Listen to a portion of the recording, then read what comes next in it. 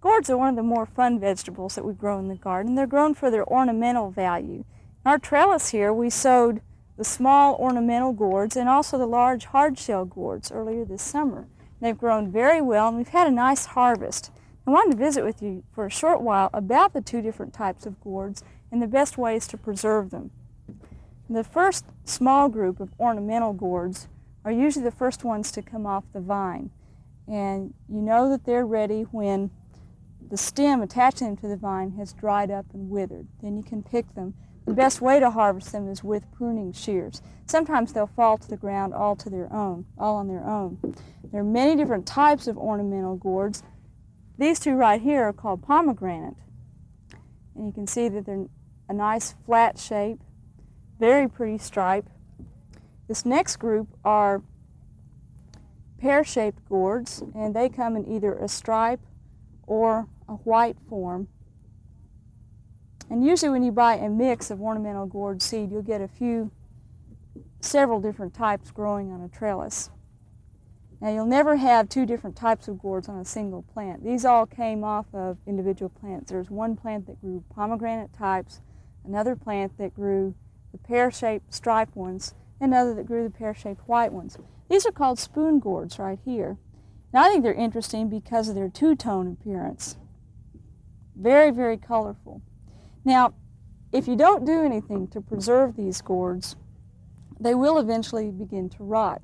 You can enjoy them around your house for a couple weeks without doing anything and use them in arrangements, but if you want to keep them for a longer period of time, you'll need to take some special preparation steps. These are ones that sat around for about 3 weeks.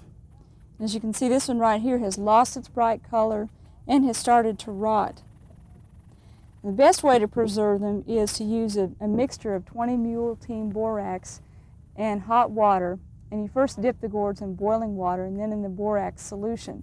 In a few minutes I'll give you an address to mail to us to get specific directions on how to preserve these ornamental gourds.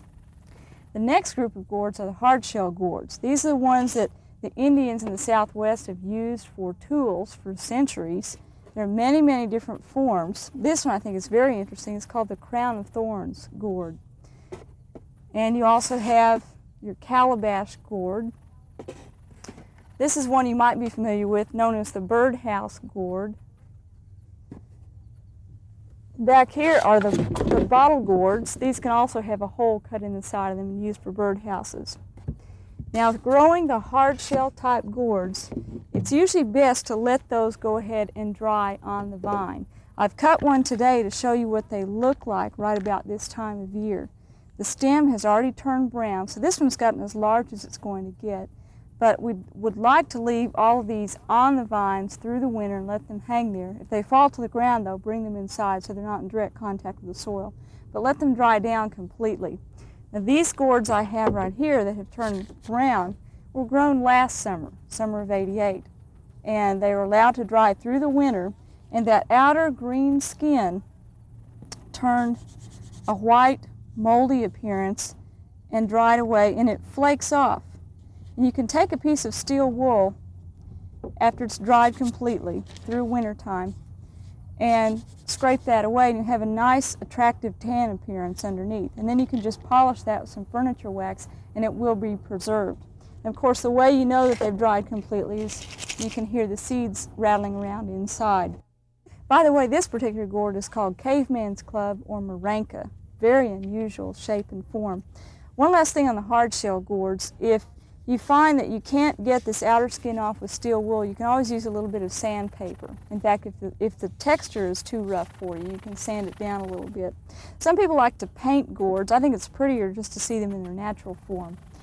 Now, back on the ornamental gourds, one last thing I want to mention is when you are harvesting these, handle them very gently. Some gourd fanciers suggest that you handle them as gently as a hen's egg, because for every bruise on there, even though you go through the steps to preserve it in the borax and the boiling water, sometimes a bruise will not store very well and it will go ahead and rot. And here's one that was bruised, and you can certainly see the damage that has resulted since then.